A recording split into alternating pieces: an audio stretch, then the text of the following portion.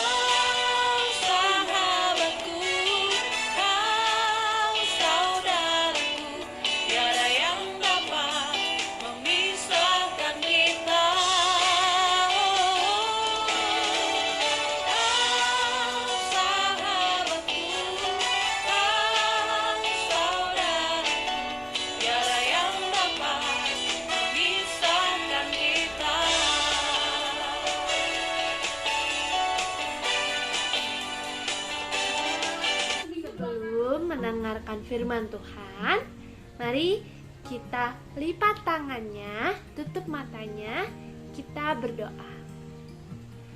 Tuhan Yesus, sebentar lagi kami akan mendengarkan firman-Mu.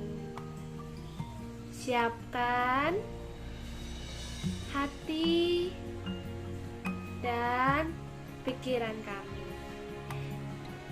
Terima kasih Tuhan Yesus. Amin. Selamat mendengarkan firman Tuhan.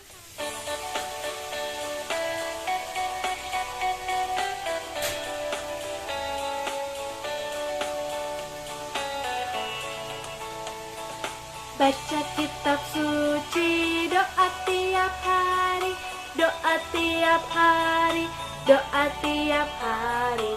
Baca kitab suci, doa tiap hari kalau mau tumbuh. Kalau mau tumbuh, kalau mau tumbuh. Glory haleluya. Baca kitab suci, doa tiap hari kalau mau tumbuh.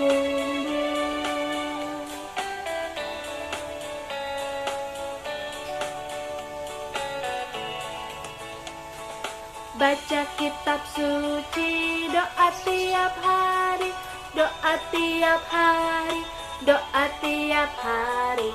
Baca kitab suci, doa tiap hari kalau mau tumbuh. Kalau mau tumbuh, kalau mau tumbuh. Glory haleluya. Baca kitab suci, doa tiap hari kalau mau tumbuh.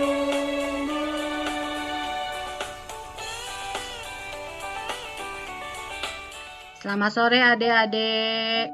Adik-adik sudah siap mendengarkan firman Tuhan ya? Ya, kita buka Alkitabnya. Kita baca bersama-sama dari Markus 10 ayat 17 sampai 31. Markus 10 ayat 17 sampai 31.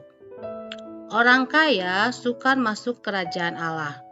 Pada waktu Yesus berangkat untuk meneruskan perjalanannya, datanglah seorang berlari-lari mendapatkan dia dan sambil bertelut di hadapannya ia bertanya, "Guru yang baik, apa yang harus kuperbuat untuk memperoleh hidup yang kekal?" Jawab Yesus, "Mengapa kau katakan aku baik? tak seorang pun yang baik selain daripada Allah saja.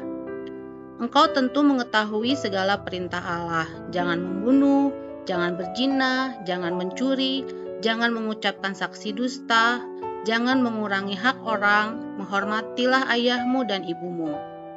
Lalu kata orang itu kepadanya, Guru, semuanya itu telah kuturuti sejak masa mudaku. Tetapi Yesus memandang dia dan menaruh kasih kepadanya, lalu berkata kepadanya, hanya satu lagi kekuranganmu. Pergilah, jualah apa yang kau miliki, dan berikanlah itu kepada orang-orang miskin, maka engkau akan beroleh harta di sorga. Kemudian datanglah kemari dan ikutlah aku. Mendengar perkataan itu, ia menjadi kecewa, lalu pergi dengan sedih sebab banyak hartanya. Lalu Yesus memandang murid-muridnya di sekelilingnya dan berkata kepada mereka, alangkah sukarnya orang yang beruang masuk ke dalam kerajaan Allah. Murid-muridnya tercengang mendengar perkataannya itu.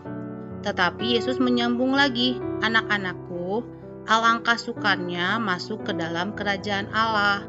Lebih mudah seekor unta melewati lubang jarum daripada seorang kaya masuk ke dalam kerajaan Allah.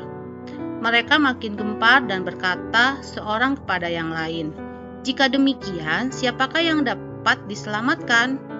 Yesus memandang mereka dan berkata, bagi manusia hal itu tidak mungkin, tetapi bukan demikian bagi Allah, sebab segala sesuatu adalah mungkin bagi Allah.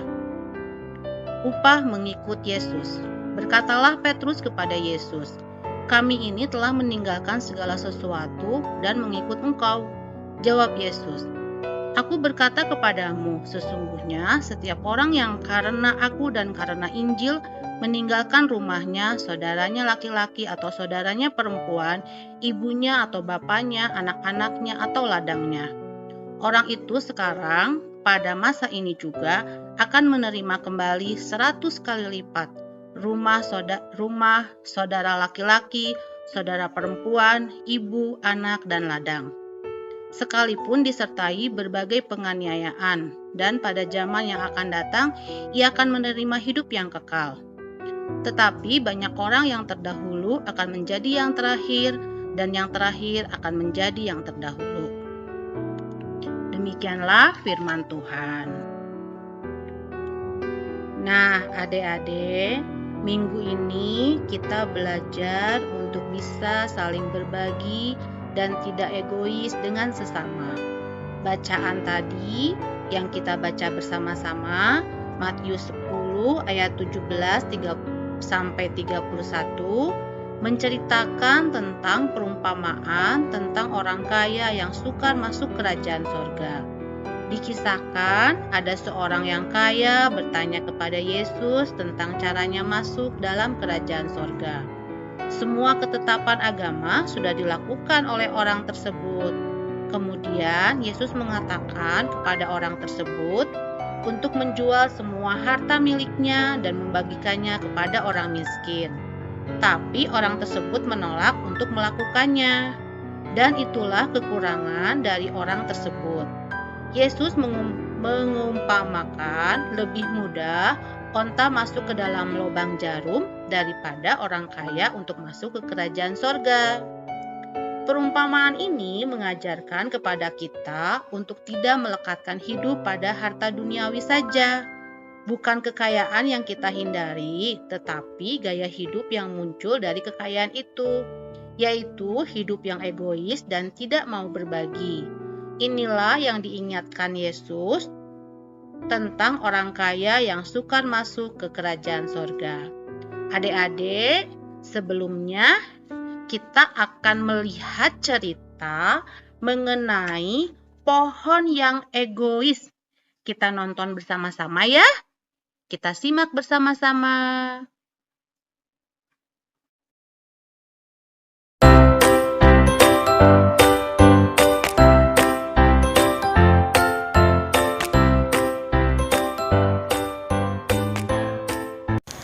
Halo teman-teman, kali ini cerita anak Indonesia akan membacakan dongeng yang berjudul Pohon yang Egois. Di sebuah padang yang luas, tumbuhlah banyak pohon yang subur. Dari akar pohon-pohon itu mengalir sungai di bawahnya yang airnya sangat jernih.